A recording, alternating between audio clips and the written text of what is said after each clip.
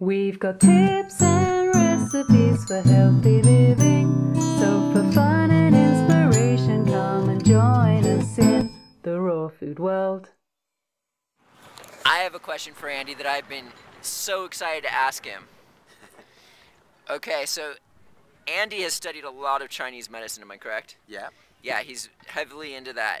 And he is a man, I've never seen this before, where someone is into Chinese medicine that promotes 100% raw food diet. I've never seen anything like this before. Every time I've heard Chinese medicine knocking the raw food diet, it drives me nuts.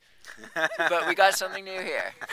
Yeah, I was that person too, and forgive me, all of these people that are watching this that might know me, they're like, oh, he told me to not eat raw foods just a couple years ago, and the basic misinformation, and I don't even really want to call it misinformation, but the misunderstanding is that all raw foods impose cold into the digestive energy of the spleen, which then leads to the retention of an esoteric pathogen in Asian medicine called dampness.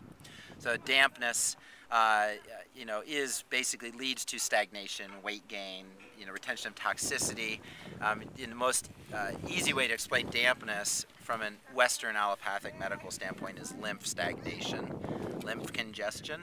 Basically, the stagnation starts in the digestion and it works into the organs, and then it backs up. It starts in the colon, liver, lymph, mucous membranes, and then you just stop detoxifying entirely eventually, and that leads to every serious chronic degenerative disorder that exists, from cancer to arthritis.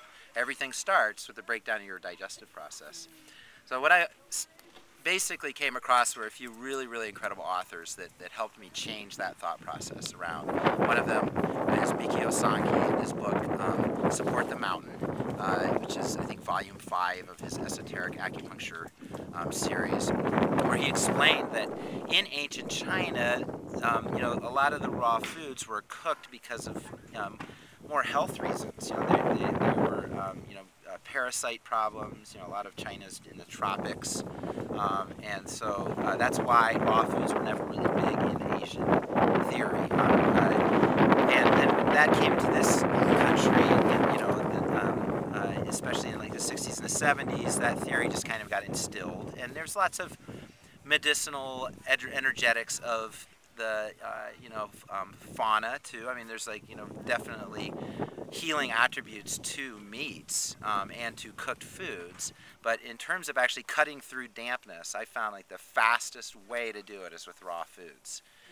You can actually eat the bitter and the drying raw foods. I mean, the misunderstanding is that all raw foods are cooling, and that's not true at all.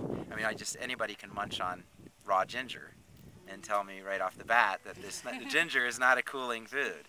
So if you, basically steer yourself, understand the energetics of raw foods, and then steer yourself towards the bitter and the drying raw foods, especially, combining them with, the deflaminators, all the cressy, radishy, wasabi is kind of like the king deflaminator. It's a very strong liver detoxifier. Then you actually retain your digestive fire, and you can cut through the dampness, not only resolving the dampness in the food, but starting to resolve dampness systemically. And that's why you get such radical weight loss, because you actually cut through the dampness with the raw foods. It has to be the bitter and the drying raw foods. You can't eat the same unhealthy types of foods, high sugar, high glycemic, tons of nuts and really heavy dense foods, and expect to cut through your dampness. It's just not going to happen. Conveniently, the foods that are the most bitter and drying that I include in my diet are the greens. So it's basically, again, back to the raw dark green leafy vegetable smoothies. So nice. Yeah. Support the mountain? Supporting the mountain. It's Support the Mountain. Support the mountain. Yeah. Go check it out. Yeah. It's actually a point on the backside of the calf that has to do with strengthening our overall essence in the body. It's lined up with the sacred geometry between there and the base of our skull to actually hold our bodies upright with strong kidney essence. So yeah, that's a great book. I'd highly suggest that, and I'm going to try and add my version, you know, and come out with a book as well in a similar fashion. It's all about how to heal yourself with raw foods, and it doesn't have to be that you do include cooked foods. I mean, I'm not trying to say that cooked foods are poison or anything like that. I'm not that far, but I do agree that, you know, from my own experience personally and what I've seen in clinical settings, that there is almost like an allergic response to eating cooked foods. You know, there's definitely production of mucus, and I really am starting to think that's like just to protect the lining of the intestines from getting inflamed. Like the body starts producing mucus to like get this stuff out of there, you know. I mean, it's like almost like by cooking the food, you unlock the cellular structures so that the toxins can kind of leak out into the body. And if it's just a live cell that you're eating, it's in its most biorecognizable, bioavailable state. So it's just like more of a direct transfer to the body, cellular transfer. And the cooked foods, things get disassembled, the body has to reassemble them back up. And of course, everything requires water. Almost everything requires water and oxygen to digest that's cooked. Just the opposite is true of the whole foods, of raw foods. You're getting, you know, lots of hydration, lots of oxygenation. So everything that the metabolism needs to basically stay undamp.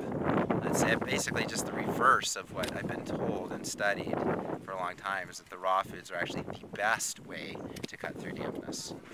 So that's my latest take. Nice. If someone wanted to get a hold of you, how would they do that? Well, I'm here at the Tree of Life, so I'm really easy to email at andy@treeoflife.nu. Or my Facebook page, I'm, you know, in Patagonia on Facebook. If you have trouble finding me there, you can still find, I think, Andy Reid in Indianapolis, which is where I was living previous to this. How do you spell your surname? R-E-E-D. Yeah. And it's Andy with a Y. Yeah, A-N-D-Y. And I'm also launching a website. It's called ancienthealingfoods.com, which is going to be out within the next few months. So. Cool. Thanks again for coming on. You're welcome. Yeah, thank you for having me. It's I'm sure you know, a lot of people will benefit from this information, even if they disagree with it. It's kind of interesting that the dogma from the cooked versus raw foods in Asian practitioners is very emotional. I mean, it is with food in general.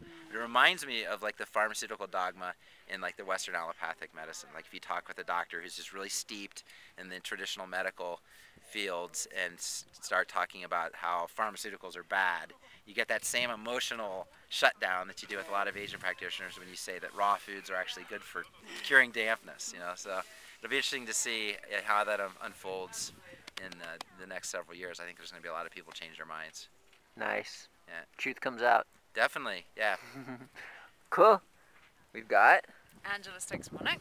and Andy Reid, thank you very much. Namaste. and Matt Monarch, and we'll see you again tomorrow at the Raw Food World TV show. Thanks for joining us. We'll see you again at the Raw Food World.